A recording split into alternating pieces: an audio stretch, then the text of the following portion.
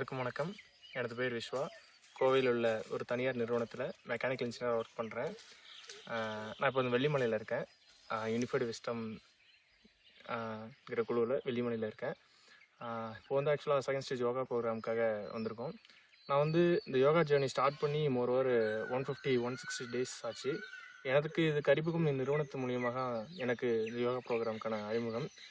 ஆனந்த Chaitanya meditation centre Kovai குறும்பாளையத்தில் தான் first stage yoga program attend பண்ணேன். எனக்கு வந்துட்டு ஆக்சுவலாக நான் வந்து என் நேட்டிவ் கும்பகோணம். காலேஜ்க்காக தான் நான் கோயம்புத்தூர் வந்தேன். இங்கே வந்து இந்த ஹாஸ்டல் ஃபுட்டு ஹோட்டல் ஃபுட்ஸ்லாம் எனக்கு ரொம்பவே டிசப்பாயின்மெண்ட் தான். எனக்கு இது ஒத்துக்கல.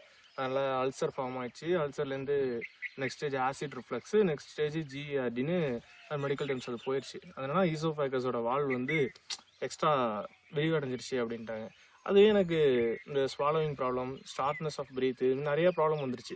இது பிஃபோர் 2023 2024 இந்த ப்ராப்ளம்ஸ்னால ரொம்ப ஒரு இதாக எனக்கு அதே நிறைய மெடிக்கேஷன்ஸு, எண்டோஸ்கோப்பியே 3 to 4 times கிட்ட சப்ஜெக்ட் பண்ணியாச்சு. நிறைய மெடிக்கேஷன்ஸு, டேப்லெட்ஸு, சிரப்ஸு இப்படியே தான் போயிட்டு இருந்துச்சு. யதார்த்தமாக தான் இந்த யோகா ப்ரோக்ராம் வந்து 2025 ஜனவரியில் தான் ஜாயின் பண்ணேன். ஜனவரி 26th and 27th 2 days நடந்துச்சு யோகா ப்ரோக்ராம்.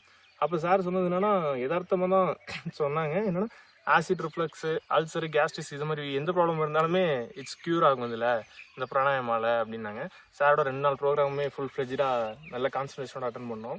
சார் நிறைய லைஃப் டூல்ஸ் சொன்னாங்க. எனக்கு ஸ்டார்டிங்கில் ஒரு 25-26 டேஸ்லேயே நல்ல சேஞ்சஸ் இருந்துச்சு. எப்படின்னா ஒரு 80% இருந்த shortness of breath, ulcer, stomach pain எல்லாமே ஒரு 80% கிட்ட க்யூர் ஆகிற மாதிரி அந்த ஸ்டேஜுக்கே வந்துடுச்சு.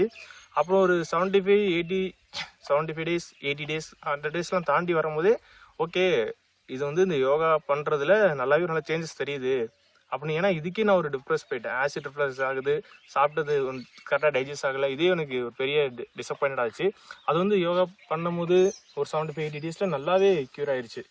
அது திருப்பி டாக்டர்கிட்ட கன்சல்ட் பண்ணும்போது ஓகே உங்கள் மெடிக்கேஷன்ஸே தேவையில்லை, எண்டோஸ்கோப்பின்னு சப்ஜெக்ட் பண்ண அவசியம் இல்லை, உனக்கு வந்து சிம்டம்ஸ் போயிருச்சு அப்படின்னா அது எதுவுமே தேவையில்லை அப்படிங்கிற மாதிரி அவரே சொல்லிட்டாரு. சரி, ஏதோ ஒரு பிளெஸிங்ஸ் தான் ஆக்சுவலாக. இதேமாரி எந்த மெடிக்கேஷனும் எடுக்காமல் இதிலே க்யூர் ஆனது இட்ஸ் வெரி குட் திங் தான் நான் நினைக்கிறேன். ஆக்சுவலாக இந்த ஜேர்னி இன்னும் கண்டினியூ ஆகிட்டே இருக்குது. Most thanks to Ananda Chaitanya meditation centre and foundation and it's founder. Thank you.